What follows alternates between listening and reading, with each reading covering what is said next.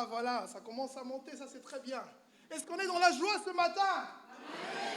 Non, là on est un peu endormi, je voudrais qu'on se réveille un peu. Vous voyez? On est dans un bel endroit, il y a la présence de Dieu. Je voudrais qu'on puisse vraiment accueillir Jésus-Christ ce matin. Est-ce qu'on peut faire un tonnerre d'applaudissements pour l'inviter à prendre la première place? Alléluia!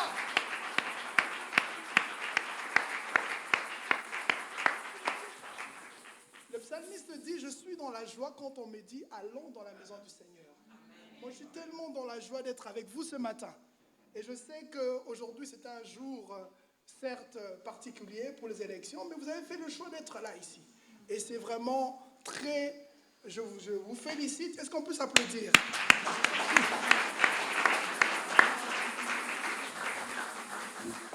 Alors, je suis tellement dans la joie parce que Warem, c'est Elim.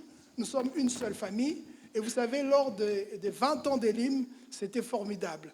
J'ai découvert une jeunesse comme je n'avais jamais connue. Parce que la jeunesse de Warem, quand elle est dans la joie, c'est quelque chose d'explosif. C'est quelque chose juste d'incroyable. Toutes les fois qu'on a présenté le pasteur Patrick, c'était juste un truc de ouf. Alors, est-ce que cette jeunesse peut faire juste un tonnerre de bruit et d'applaudissements? Cette jeunesse qu'on a rencontrée là, la dernière fois. Est-ce qu'on peut inviter la jeunesse? Alors, merci. Alors, merci beaucoup. Merci pour... Ah, voilà, c'est parfait. Merci beaucoup pour l'invitation. Je suis tellement dans la joie d'être avec vous ce matin. C'est un privilège d'être là. Mais c'est toujours un exercice difficile parce que lorsqu'on apporte un message de la part du Seigneur, la Bible dit que ceux qui auront enseigné seront jugés plus sévèrement. C'est toujours une grande responsabilité que nous portons sur nos épaules lorsque nous devons apporter un message. Alors aujourd'hui, je vais juste m'entretenir avec vous autour de 2 versets. Tu peux dire à ton voisin 2 versets. Et on va essayer de méditer la parole là-dessus. Et j'espère qu'au sortir de cet exercice, nous allons retourner chez nous bénis. Alors, je vous invite à lire la parole de Dieu dans 1 Chronique, chapitre 4. Nous lirons le verset 9 et le verset 10. 1 Chronique, chapitre 4, versets 9 et 10. Alors, c'est un texte, peut-être que certains d'entre nous connaissent déjà. C'est un texte peut-être que nous allons découvrir. Mais en tout cas, j'espère que ce matin, nous allons tous être bénis au travers de ce texte. Alors, merci beaucoup, pasteur Patrick, pour l'invitation. Et je sais que lorsque vous aimez votre pasteur, en réalité, vous m'aimez. Donc, merci d'être un soutien pour le pasteur Patrick. Je vois vraiment l'église de Warem, c'est magnifique. Hein? Comment le Seigneur est en train de vous bénir. Vous êtes en train d'aller de l'avant. Vous êtes nombreux dans la présence du Seigneur. Pasteur Patrick me disait, aujourd'hui, c'est un jour spécial avec les élections. Peut-être qu'il n'y aura pas beaucoup de gens, mais je vous vois si nombreux et je suis vraiment dans la joie d'être avec vous ce matin. Vous savez, pendant la semaine ici, j'étais un peu souffrant et alors... Vendredi, la nuit de vendredi, là, j'étais vraiment pas bien. Je me suis dit, je vais peut-être dire au pasteur Patrick que je ne pourrais pas venir. Je me suis dit, dire quelque chose à presque quelques jours, non, ça va être compliqué. J'ai dit, non, Seigneur, il faut que tu me guérisses. Il faut que je sois en forme. Il faut que je sois bien. Et le Seigneur, par sa grâce, me permet d'être là ce matin. Est-ce qu'on peut pas acclamer le Seigneur? Alors, nous lisons la parole de Dieu. 1 Chronique, chapitre 4, versets 9 et 10. Alors peut-être ma version sera un peu différente, mais on va lire. Jabet fut plus honoré que ses frères, plus considéré. Sa mère l'avait appelé Jabet en disant, c'est parce que je lui ai donné naissance dans la douleur. Jabet fit appel au Dieu d'Israël en disant, veuille me bénir et agrandir mon territoire. Si tu me bénis et que tu étendes mes limites, si ta main est sur moi, dans ma version on dit que ta main soit avec moi, préserve-moi du mal afin que je ne sois pas dans la douleur. Et Dieu lui accorda ce qu'il avait demandé. Amen. Alors ce matin, vous vous demandez de quoi est-ce que je vais parler. La thématique que je voudrais aborder avec vous ce matin n'est rien d'autre que le changement du destin. Le changement du destin. Tu peux dire à ton voisin le changement du destin.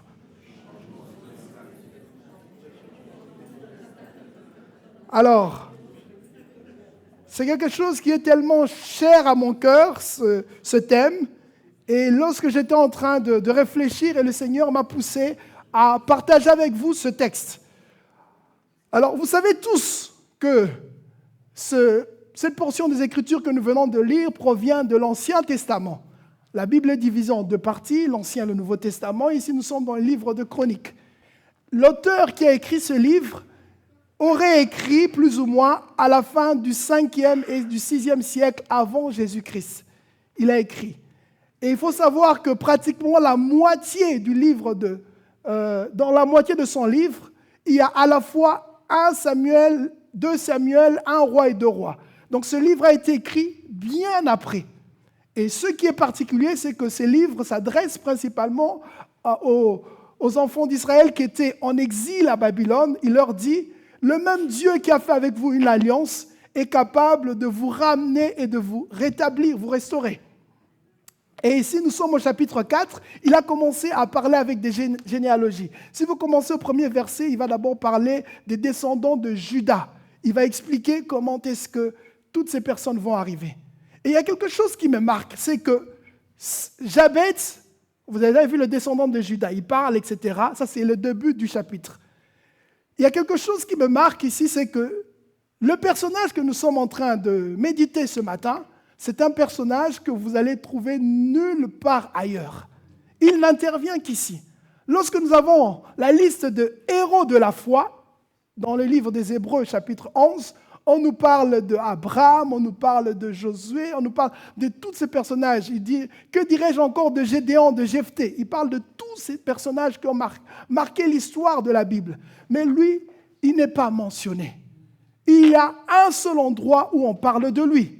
C'est simplement dans ce livre ici, et puis plus jamais. Je veux dire à quelqu'un ce matin, peut-être que dans ta vie, on n'a jamais fait aucun cas de toi. Mais le Seigneur a un œil sur toi. Le Seigneur te dit ce matin, j'ai mon regard sur toi. Je m'intéresse à toi. Même si personne ne s'est intéressé à toi, mon regard sur toi. Et je voudrais m'intéresser particulièrement à toi. De telle sorte que tu ne sois plus comme un décor, mais qu'à partir d'aujourd'hui, que tu sois une lumière, que tu sois une lampe qui brille, que tu sois un élément qui attire les autres vers Christ. Peut-être tu as été oublié, peut-être que tu n'as pas été remarqué, mais à partir d'aujourd'hui, je prie le Seigneur que tu sois un élément qui brille pour Jésus-Christ. Que ton histoire soit racontée à cause du témoignage de la vie de Dieu en toi. Jabez, son histoire, c'est une histoire très, très particulière. On constate que sa maman l'a enfanté dans la souffrance ou dans la douleur. Pourtant, lorsqu'on lit la Bible, Genèse chapitre 3, vous connaissez un peu le livre de la Genèse, vous allez remarquer avec moi qu'il est clairement mentionné. Dieu va dire au premier homme, Adam et Ève, il va leur dire, parce que tu as péché, voici la conséquence. Je vous avais dit de ne pas toucher à l'arbre qui était au milieu du jardin, vous avez désobéi, voici la conséquence de votre péché. Genèse chapitre 3, verset 15, il va parler à la femme, il va dire, parce que tu as aussi désobéi, tu enfanteras dans la douleur. Il dit à la femme, il augmentera la souffrance de tes grossesses. Et c'est dans la douleur que tu mettras des enfants au monde. C'est quelque chose que Dieu a dit, c'est la conséquence du péché. Mais cette femme, si elle décide de donner à son enfant ce nom, c'est parce que c'est plus que la normale. La douleur est tellement atroce, elle est tellement pénible qu'elle dit non, ici c'est une souffrance qui est beaucoup plus grande. Et ce qui m'intéresse aussi, c'est de voir que c'est la première fois dans la Bible que Dieu parle de la douleur. C'est dans la Genèse, la toute première fois, comme on a vu Genèse chapitre 3, verset 15. Et ici, cette femme connaît la conséquence du péché de ses aïeux, mais cette femme va quand même dire non, je dois appeler mon enfant par ce nom, souffrance, parce que c'est tellement pénible, tellement pénible. Alors, vous savez, lorsque nous sommes ici ce matin, il y a certaines personnes à qui on a donné des étiquettes, à qui on a donné des noms, à qui on a donné certaines formes. Lorsque tu te retrouves dans ton quartier, dans la société, autour de toi, on te dit « Ah, lui, c'est celui-là », on te donne un certain nom. Alors, le nom qu'on t'a donné, Dieu peut le transformer. L'étiquette qu'on t'avait donnée autrefois, Dieu peut la changer. Vous savez, lorsque je parle du changement du destin, le destin, c'est quelque chose qui est comme si c'est arrêté. Tu vas devenir ceci, tu es prédestiné à cela. Mais je t'informe ce matin qu'il est possible avec Dieu d'avoir un destin qui change. Je t'informe ce matin qu'il est possible avec Dieu d'avoir un destin qui est complètement bouleversé. Je t'informe qu'avec Dieu, il est possible de connaître une métamorphose, une transformation. Jébet, il est descendant de Juda. Descendant de Juda, comme on a lu au premier verset.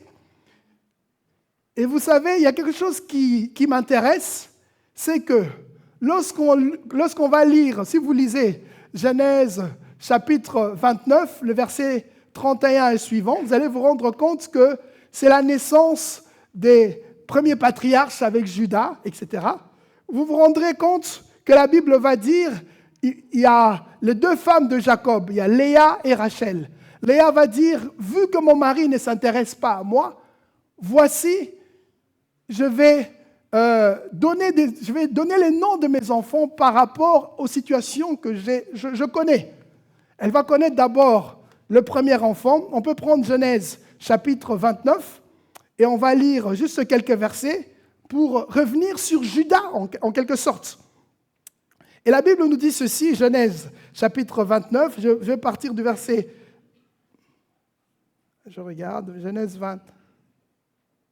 Donc on est dans Genèse chapitre 29 et je vais prendre à partir du verset 30, 31 et suivant. Alors la Bible dit ceci en parlant, c'est simplement l'histoire des... Ici il est question ici des enfants de Jacob. La Bible va dire, l'Éternel vit que Léa n'était pas aimée. Il lui permit d'avoir des enfants, tandis que Rachel était stérile. Léa tomba enceinte et mit au monde un fils. Elle appela Ruben, car elle dit, l'Éternel a vu mon humiliation et mon mari m'aimera. Parce que mon mari ne m'aimait pas, l'Éternel a vu mon humiliation et voilà, mon mari va pouvoir m'aimer. Elle va donner le nom de Ruben. Ensuite, Léa tomba à nouveau enceinte. Encore enceinte, elle mit au monde un fils et l'Éternel a entendu que je n'étais pas aimé, il m'a accordé celui-ci. Elle lui donna le nom de Siméon parce que l'Éternel a entendu. Elle tomba de nouveau enceinte, verset 34, et mit au monde un fils et elle dit, cette fois-ci mon mari s'attachera à moi car je lui ai donné 3 fils. Elle appela Lévi, l'attachement. Et enfin, verset 35, elle tomba encore enceinte et mit au monde un fils et elle dit cette fois, je célébrerai l'Éternel, c'est pourquoi elle lui donnera le nom de Juda. Je louerai l'Éternel, c'est pourquoi elle lui donnera le nom de Juda. Juda veut dire louange, Juda veut dire célébration. Quelqu'un qui descend de Juda, qui devrait normalement célébrer l'Éternel à cause du nom qui s'attache à ses aïeux, mais lui connaît autre chose. Vous savez, parmi nous, nous sommes nombreux ici, nous avons peut-être accepté Christ ou bien nous sommes proches de notre Dieu, mais lorsqu'on regarde nos vies ne sont pas toujours de vie de louange. Lorsqu'on prend le temps de s'asseoir, on se rend compte que parfois entre ce que la parole de Dieu dit et ce qu'on vit, il y a un décalage.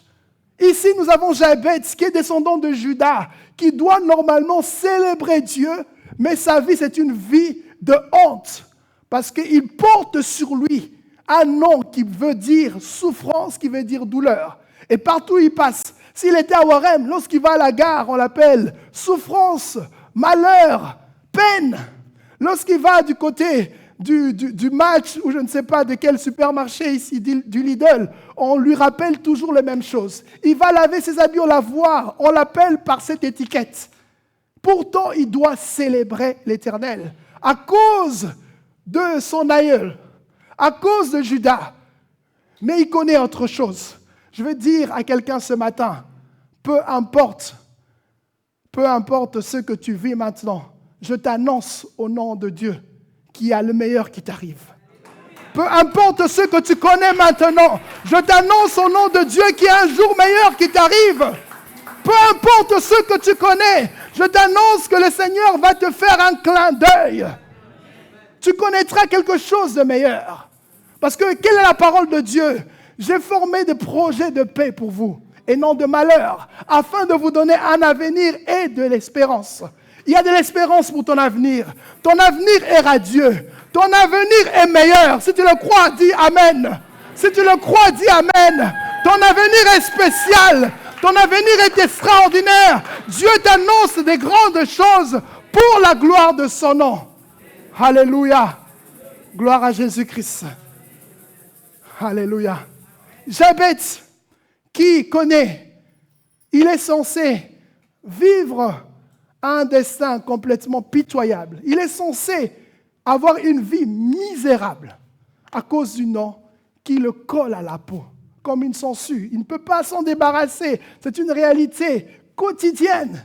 C'est une réalité de tous les jours. Mais vous savez, nous avons un Dieu dans le ciel qui est capable de bouleverser les choses.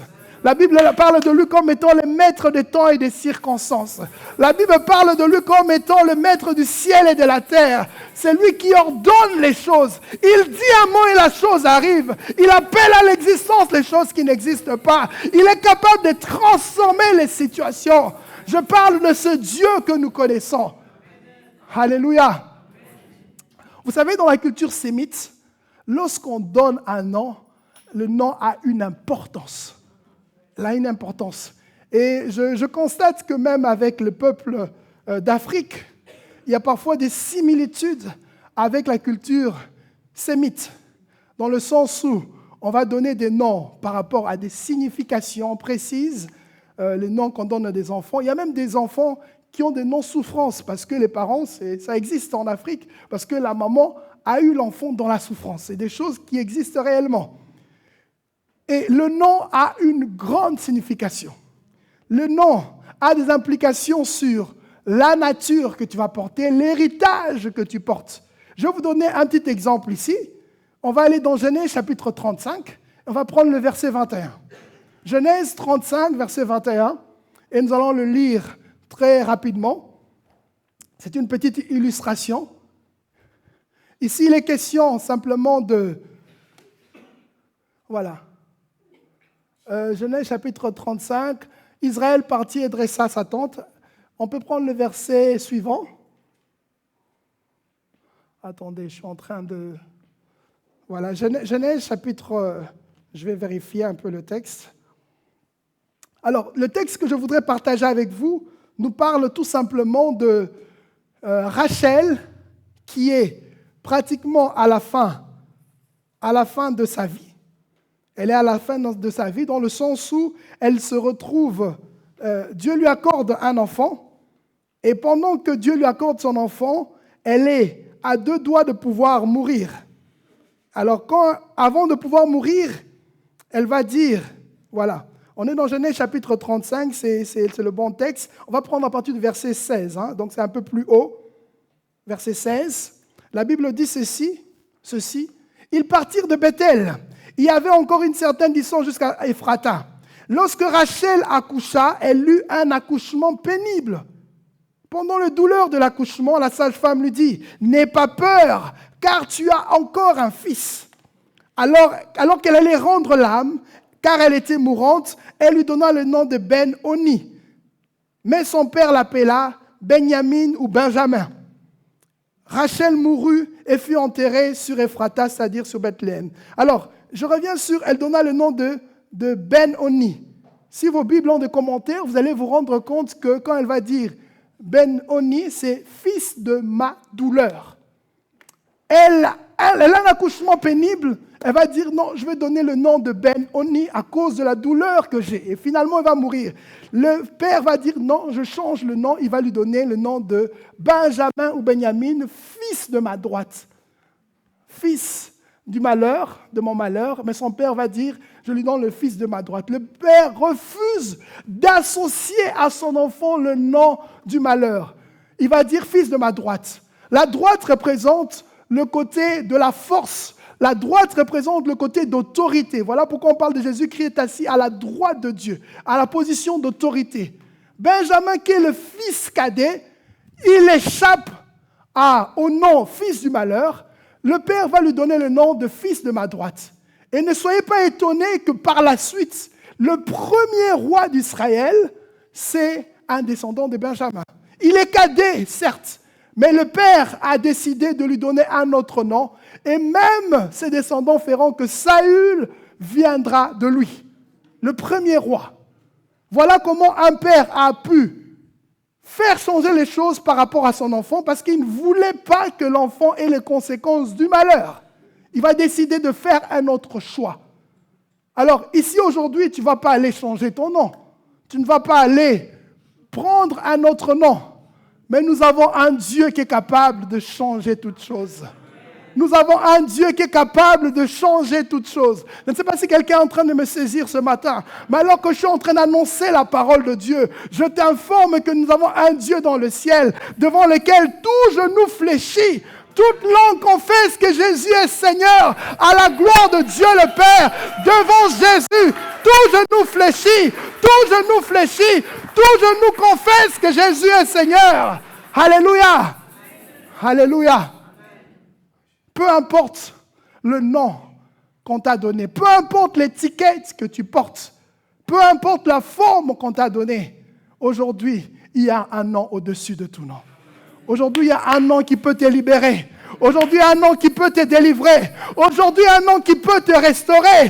Aujourd'hui, un nom qui peut te relever. Aujourd'hui, un nom qui peut te donner la vie en abondance. Je parle à quelqu'un ce matin.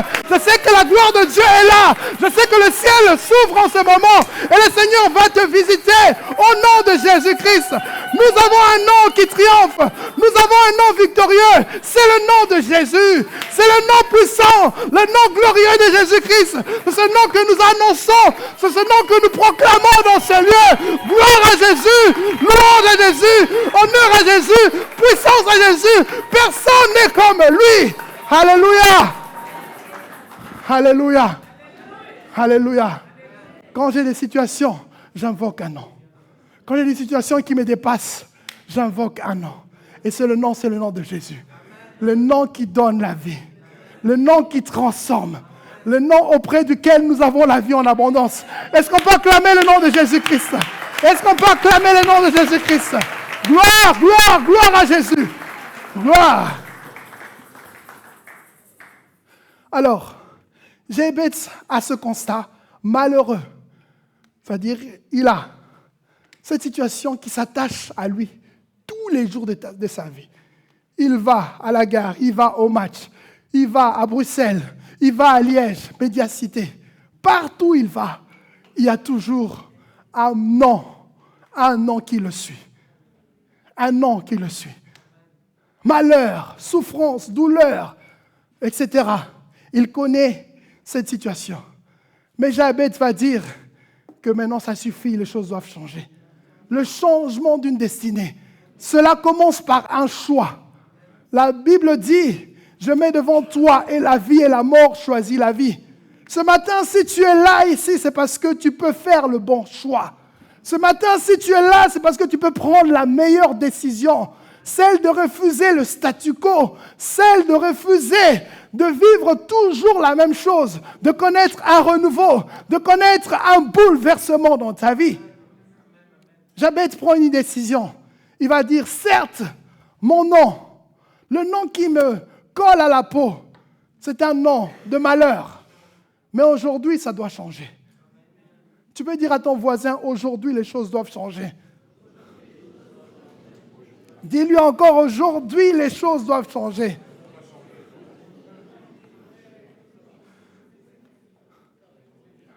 Même si tu es très confortable dans ta situation, mais je pense que tu peux au moins invoquer le Dieu du ciel pour la vie de ton conjoint, pour la vie de ton enfant, pour la vie de ton frère, pour la vie de ta sœur.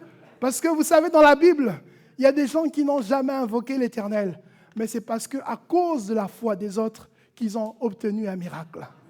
C'est à cause des autres. Rappelez-vous de cet homme qui a été porté sur le toit. Cet homme n'avait même pas demandé que Jésus-Christ puisse le toucher. Mais parce qu'il a été porté, il a connu un miracle. Rappelez-vous de cet homme qui était devant la porte du temple, qu'on portait, qu'on plaçait là-bas, tout le temps. Cet homme n'avait même pas demandé à Pierre et Jean d'obtenir un miracle, Actes chapitre 3. Mais seulement Pierre, quand il est fixe, il va dire, je n'ai ni or ni argent, mais ce que j'ai, je te le donne au nom de Jésus. Il y a un nom qui peut apporter une solution. Alors ce matin, tu es ici. Je veux te dire qu'il y a un nom. C'est le nom de Jésus, le nom le plus doux, le nom le plus noble, le nom le plus excellent qui peut t'apporter toute solution. Essaye un peu d'imaginer que l'homme le plus puissant de ce monde est celui qui te donne un aval partout où tu dois passer. Essaye d'imaginer que l'homme le plus puissant de ce monde, je ne sais pas, aujourd'hui on parle des plus grands milliardaires, si c'est celui, partout où tu dois passer, tu dois avoir son cachet. Je crois que même quand tu arrives à la gare, le taximène qui veut te prendre va commencer à trembler. Parce qu'il sait que si je le porte, je le prends. Peut-être qu'il viendra encore demain et je serai son client éternellement. Donc je dois pouvoir le chuchoter. Essaye d'imaginer, tu vas acheter ta maison. Tu as le cachet de l'homme le plus puissant. Tout le monde voudra que tu achètes sa maison. Et nous avons plus que l'homme le plus puissant dans ce monde. Nous avons le Seigneur de gloire. Nous avons celui qui est assis sur le trône, qui règne à jamais. Nous avons Jésus-Christ qui règne pour l'éternité, qui peut te sauver, qui peut te délivrer, qui peut intervenir, qui peut faire plus que ce que tu demandes. Or, à celui qui peut faire infiniment au-delà de ce que nous demandons ou pensons. Qu'est-ce que tu as demandé? Peut-être des miettes. Qu'est-ce que tu as pensé? Mais sache que Dieu peut faire plus que ton imagination. Dieu peut faire plus que tes pensées. Dieu peut faire plus que tes rêves. Dieu peut faire plus que tes désirs. Parce qu'il fait infiniment au-delà. Alléluia. J'aime beaucoup la parole de Dieu. Alors la Bible nous dit, on va s'arrêter sur les 4 points ici de sa prière. La Bible va dire ceci. Il va commencer au verset 10 en disant, Seigneur, si tu me bénis, ou bénis-moi réellement. Dans certaines versions, vous allez voir, bénis-moi vraiment, bénis-moi réellement. Il demande la bénédiction. Ça, c'est le premier point de sa prière. Pour connaître un changement de la destinée, le premier choix de faire, c'est demander la bénédiction divine.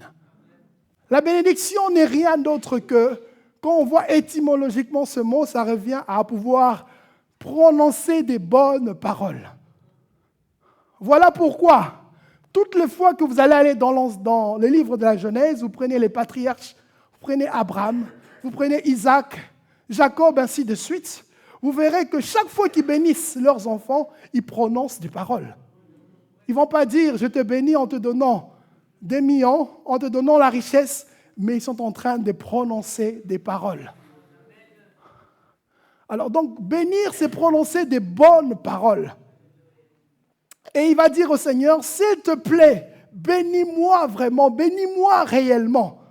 En fait, lorsqu'on demande la bénédiction de Dieu, on demande au Créateur du ciel et de la terre, celui qui est capable d'amener les choses invisibles, visibles, d'opérer des paroles puissantes sur notre vie.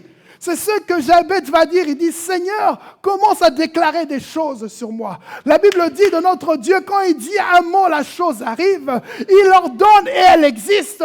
Notre Dieu est celui qui veille sur sa parole pour l'accomplir. Quand il demande une bénédiction de Dieu, il dit, Seigneur, commence à déclarer des choses sur ma vie. Commence à prononcer des paroles de bénédiction sur ma vie. Et c'est à ce moment-là qu'il commence à connaître le changement. C'est comme s'il y a une métamorphose. Il y a une transformation, il y a un déplacement, il y a quelque chose de nouveau. Il va demander la prière, il va demander la bénédiction. Ça, c'est le premier point de sa prière. Le deuxième point, il va demander que le Seigneur puisse agrandir son territoire, étend mes limites. En fait, laissez-moi revenir un instant sur la bénédiction. En fait, quand Dieu bénit, il ne nous bénit pas pour nous-mêmes. Il nous bénit pour que nous puissions être une bénédiction pour d'autres. Rappelez-vous, dans Genèse chapitre 12, Dieu va dire à Abraham, tu seras béni et toutes les familles de la terre seront bénies au travers de toi. La bénédiction n'est pas simplement pour toi, mais la bénédiction, c'est que pour que les autres puissent être bénéficiaires de ce que Dieu t'a donné. Quand Dieu te bénit, c'est pour que d'autres aussi soient bénis. Quand Dieu te fait grâce, c'est pour que d'autres aussi connaissent la bonté de Dieu. Alléluia. Vous connaissez ce chant de Goodness of God, ces beaux chants. Tu as été toujours fidèle, etc. Mais vous savez, lorsque Dieu bénit, voilà pourquoi moi j'aime me réjouir quand je vois quelqu'un autour de moi qui connaît la bénédiction divine. Quand je peux palper quelque chose de spécial que Dieu lui accorde, je bénis Dieu parce que s'il est béni, moi aussi je serai béni. Parce que si Dieu lui fait du bien, je pourrai aussi bénéficier de ça là. Alors je ne veux pas jalouser quelqu'un que Dieu a béni. Parce qu'au travers de sa bénédiction, je serai aussi béni. Alléluia. Il est béni, il demande la bénédiction pour aussi la partager à d'autres. Le deuxième point, c'est l'agrandissement de son territoire. Étend mes limites. Vous savez, en tant qu'être humain, on est limité par une zone, par un endroit, par un lieu.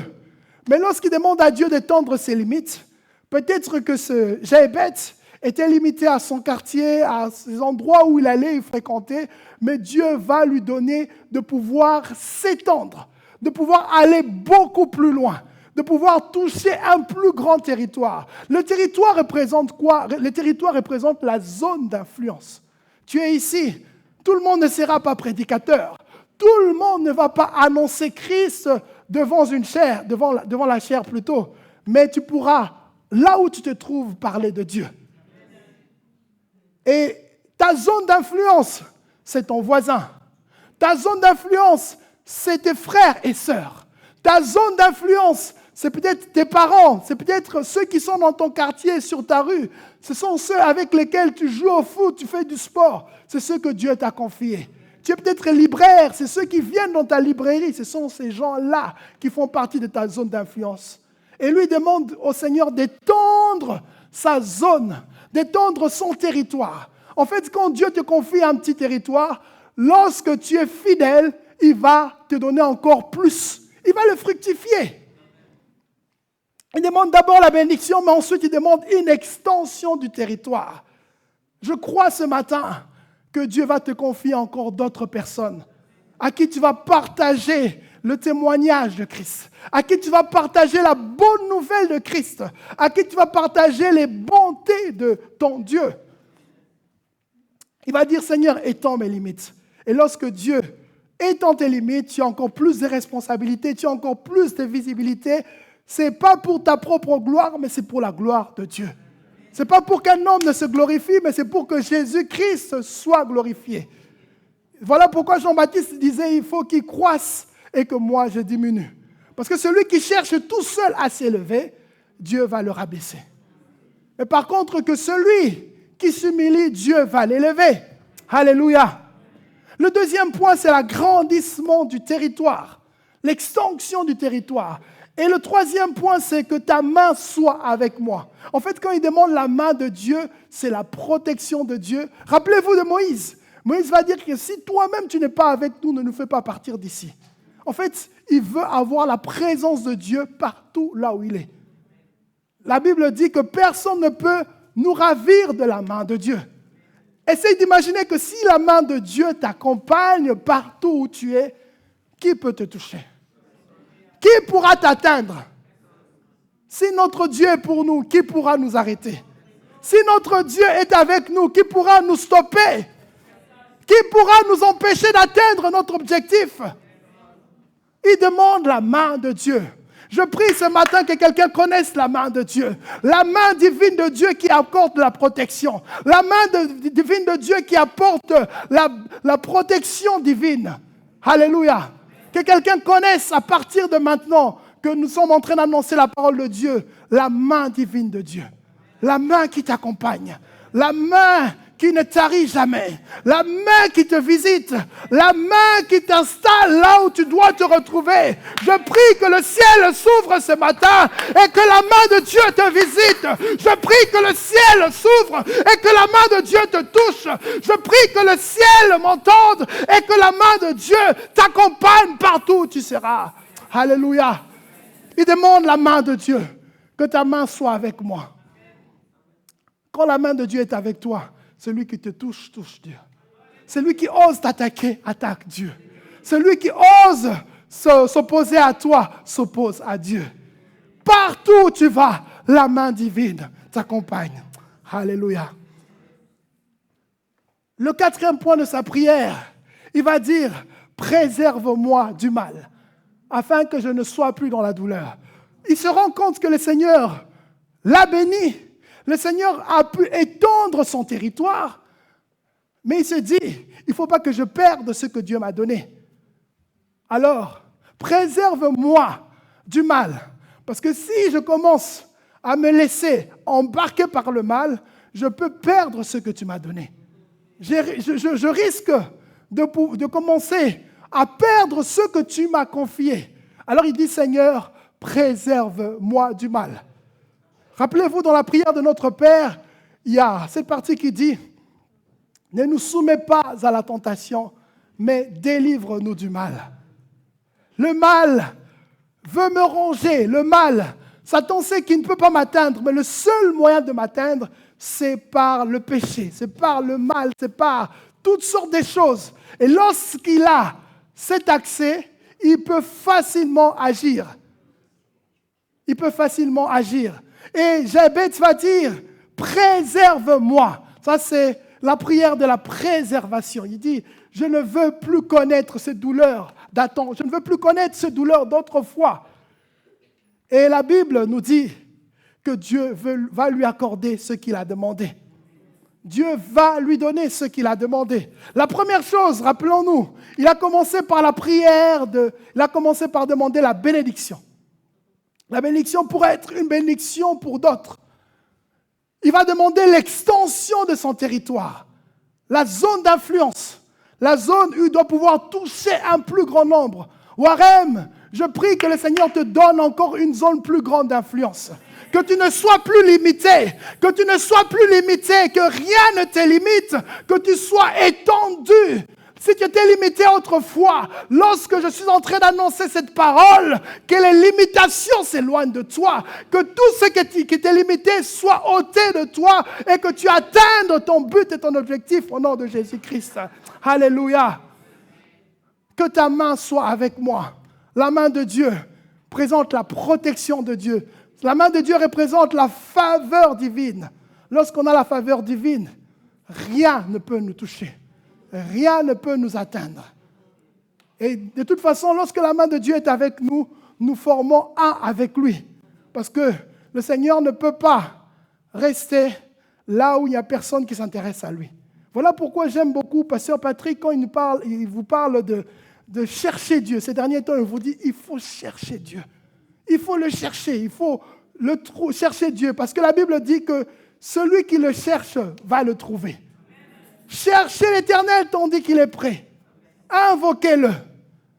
Lorsqu'on a la main de Dieu, la présence de Dieu en réalité avec nous. Frères et sœurs, cherchons Dieu. Cherchons Dieu, demeurons à ses côtés, demeurons près de lui, parce que sa présence est plus que bénéfique. Et enfin, il va demander de pouvoir le préserver du mal, de l'éloigner du mal, pour ne plus retomber dans la douleur, pour ne plus commettre les mêmes travers. Et la Bible nous dit que Dieu lui accorda. Notre Dieu est un Dieu qui répond aux prières. Notre Dieu est un Dieu qui répond à nos demandes. Notre Dieu est un Dieu qui répond. Lui qui a placé l'oreille, il est capable d'entendre. Lui qui a placé la bouche, il est capable de comprendre tes propos. Notre Dieu ne reste pas sourd. Notre Dieu ne reste pas indifférent. La question, est-ce que tu as demandé quelque chose à Dieu ou bien tu es resté muet, distrait? La question, ce n'est pas de n'avoir rien obtenu. Mais la question est, qu'est-ce que j'ai demandé à Dieu? Qu'est-ce que je lui ai exprimé? Qu'est-ce que j'ai supplié à Dieu de m'accorder? Et notre Dieu accorde toujours des bonnes choses. La Bible va dire, demandez afin que votre joie soit parfaite. Notre Dieu veut notre bonheur, veut notre joie. Notre Dieu nous veut du bien. Alors ce matin, je crois fermement ce matin qu'il y a quelqu'un qui a besoin ou qui avait besoin de comprendre que Dieu est capable d'apporter quelque chose de plus. Que Dieu est capable de pouvoir changer une situation de statu quo, une situation qui était toujours identique maintes de fois. Tu as connu toujours les mêmes difficultés. Comme nous parle la vie de Jaïbet ici. Tu as eu peut-être des moqueries, des railleries. Mais ce matin, je voudrais te dire que tant que tu vivras, tu raconteras les merveilles de Dieu. Tant que tu vivras, tu raconteras les merveilles de Dieu. Je te rappelle que tant que tu vivras, tu raconteras les merveilles de Dieu. Alléluia. Alléluia. Ce n'est plus moi qui vis, c'est Christ qui vit en moi. Et tant que Dieu m'accorde la vie, je vais raconter les merveilles. La Bible dit que ce n'est pas aux morts de pouvoir louer le Seigneur, mais c'est à nous les vivants. Tant que Dieu nous donne la vie, il y a de l'espérance. Tant qu'il y a la vie, il y a l'espérance. Tant que Dieu nous donne la vie, nous allons raconter les bontés de Dieu. Alléluia. Gloire à toi, Seigneur Jésus-Christ. Gloire à toi, Seigneur Jésus-Christ. Je ne vais pas m'étendre plus longuement. Je pense que j'ai dit l'essentiel, mais je voudrais ici tout simplement qu'on puisse avoir un moment où on va prier. Et simplement avant qu'on prie, le Seigneur m'a mis à cœur certaines choses que je vais partager avec vous ce matin ici. C'est qu'il y a des personnes qui sont ici que Dieu doit toucher particulièrement. Lorsqu'on vient dans la présence de Dieu, on ne peut pas sortir de la même manière qu'on est venu. Lorsqu'on vient devant Dieu, la présence de Dieu nous change. La présence de Dieu nous transforme.